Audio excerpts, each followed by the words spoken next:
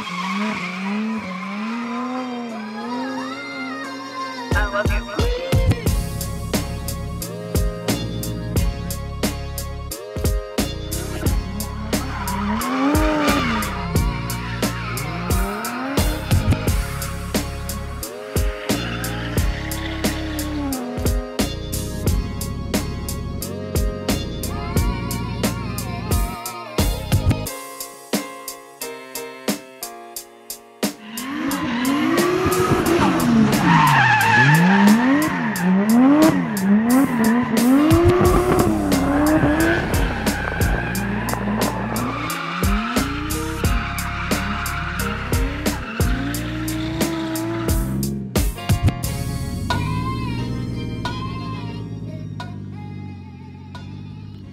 So I'm Eric, I'm from Hawaii, and I've been drifting for about 4 years now, back in the US.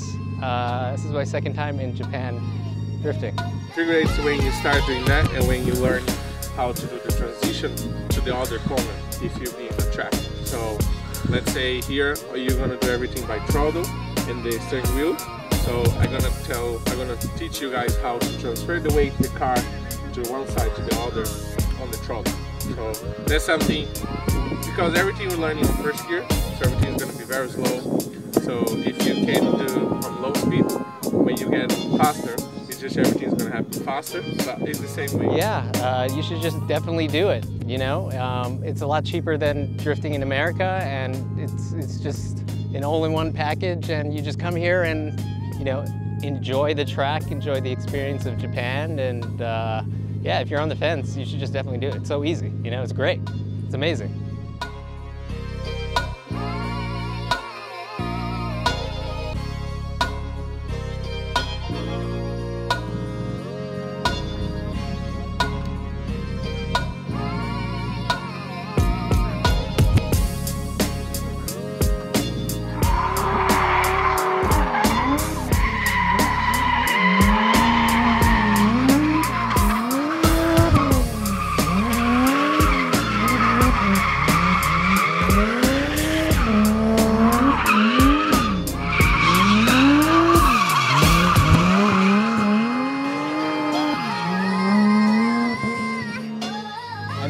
You guys at Sideways make it extremely easy and accessible for us. So basically what I had to do was just, you know, get in contact with you guys, and you guys were able to take care of us. It's been a great experience at Ebisu. It's kind of like a drift wonderland in the fact that there's so many open tracks. Everybody's really nice and welcoming. The food is great, and on top of that, you get access to a zoo. So the whole experience is a lot easier, and the bar is a lot lower in comparison to America, where you would have to have a car, you have to pay the entry fee, which is, you know, for me in the Bay Area is about $150 at least, and you'd have to get to the track. But over here, it's so much easier, you know?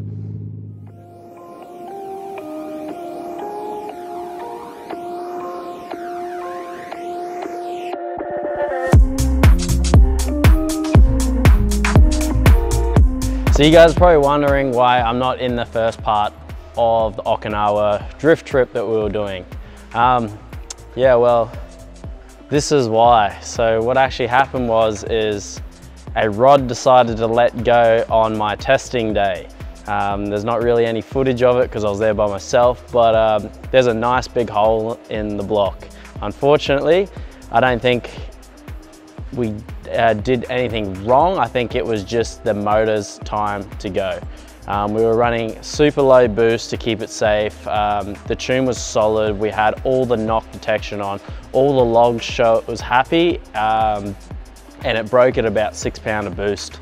And up until that point, the car was going really, really good. I'm sitting in the car thinking, damn, this car is a competitive car.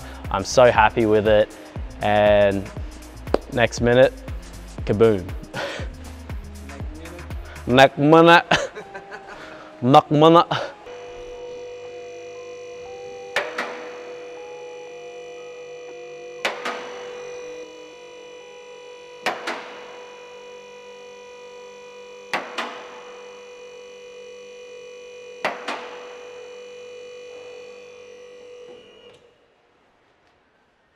So I've never really been in a car when the engine's let go of any car, and I can tell you what, it sounds insane.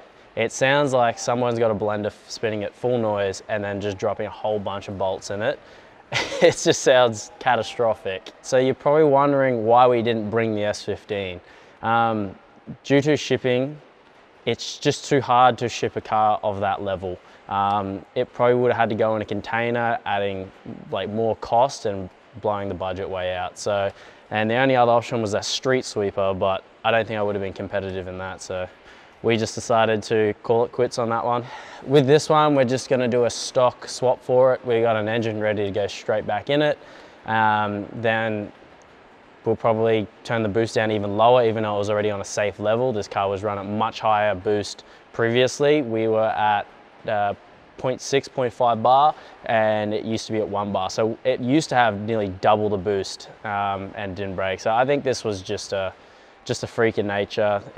This motor obviously just had enough, so it gave up on life.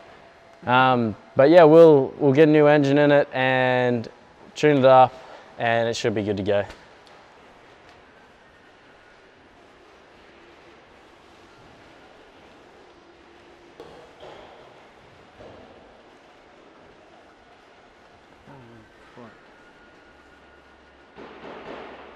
The light like here? Yeah, like this.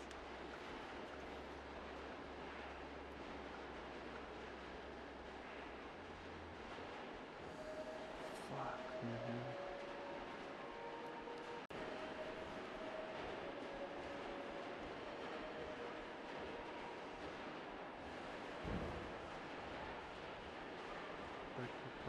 That's so shitty. Yeah.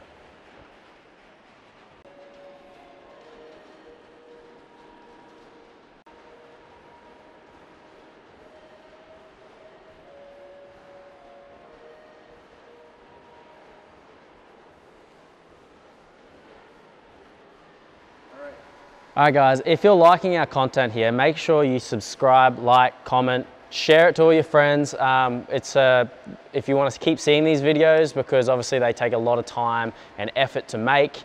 But as you can see, the workshop is looking great. We have our floors painted. It's starting to look a lot more like a workshop. So anyway, we'll keep up with the updates, guys. I'll catch you on the next one.